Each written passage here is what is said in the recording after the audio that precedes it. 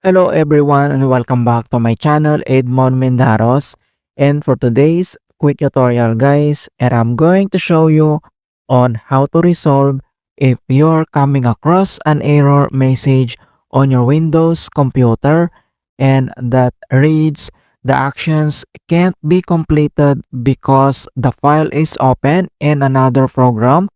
Close the file and try again.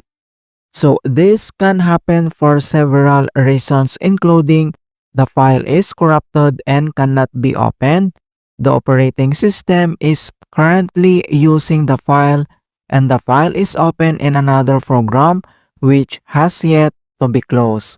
Kung paano ba natin ito i-fix, and without further ado, and let's go ahead. So the first solutions we will do is using File Explorer options.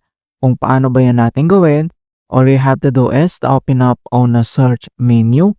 And dito sa search for apps, so type mo lang dito yung File Explorer. So once na-open mo na tong File Explorer, and then dito lang sa gitna makikita mo dito yung tatlong dot, ito yung see more. So i-click mo lang yan. And then next step ay kailangan mo lang i-select dito yung option. And dito sa folder option settings, so dito lang sa taas ay kailangan mo lang i-select dito yung view. So i-click mo lang yan. And dito sa advanced settings, under dito sa files and folders, so kailangan mo lang i-check dito yung always show icons never thumbnails dash on. Okay? So kailangan mo lang yan i-check, and then click mo lang dito yung apply, and click mo lang dito yung okay. Alright? So, after dito sa File Explorer, and the other solution na pwede natin gawin is using performance options. Kung paano ba yun natin gawin, all you have to do is to open up again on a search menu. So, dito lang sa search for apps, so kailangan mo lang i-type dito yung view advanced settings. Okay, so makikita mo kaagad dito, and then i-click mo lang dito yung open. And dito lang sa system properties, so dito lang sa taas ay kailangan mo lang i-select dito yung advanced. And dito sa performance, and then dito sa right side ay kailangan mo lang i-click dito yung settings. And dito lang sa performance settings, and under dito sa visual effects, so select mo lang dito yung custom. And the next step ay kailangan lang natin i-uncheck dito yung show thumbnails instead of icons. So kailangan mo lang i-locate dito yung show thumbnails instead of icons. So uncheck mo lang yan na box, and then click mo lang dito yung apply, and i-click mo lang dito yung okay. Alright, so after dito, and the other solution na pwede natin gawin is using registry editor. Kung paano ba yan natin gawin, all you have to do is to open up again on a search menu. And dito sa search for apps, so type mo lang dito yung registry editor, and then i-click mo lang dito yung open. If you receive user account control, and i-click mo lang dito yung yes. And once na-open mo na tong registry editor, ang next step ay kailangan mo lang i-select dito yung HK current user. So double click ka lang. And then next step ay kailangan mo i-select dito yung software. So double click ulit.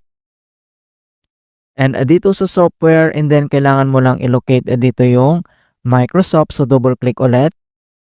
And dito sa Microsoft, kailangan mo lang i-select dito yung Windows. So kailangan mo lang mag-scroll down and select dito yung Windows. So double click ulit. And then dito sa Windows, select mo lang dito yung current version. So double click ulit. And dito sa current versions, and then select mo lang dito yung Explorer. Okay? So i-locate mo lang dito yung Explorer. So double click ulit. And then dito sa Explorer, and then kailangan mo lang i-locate dito yung Advanced, mga kaibigan. Okay? So select mo lang dito yung Advanced, click one time. And dito lang sa right pane, mga kaibigan, ay kailangan lang natin i-locate dito yung icons only. Okay, ito siya. So select and double click. And dito lang sa kanyang edit the word 32-bit value name, double check icons only. At dito lang sa value data ay kailangan itong naka number 1. So ibig sabihin ay to disabled.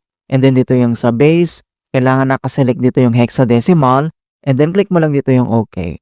So after dito sa registry editor, so close lang natin yan. At dito lang sa start menu, and kailangan mo lang mag-restart. Click mo lang yan. Alright, so ganoon lang po kasimple on how to fix file in use, the actions can't be completed because the file is open in another program. And please don't forget to like this video, subscribe to my channel for more quality content. Thank you guys and see you in my next tutorial.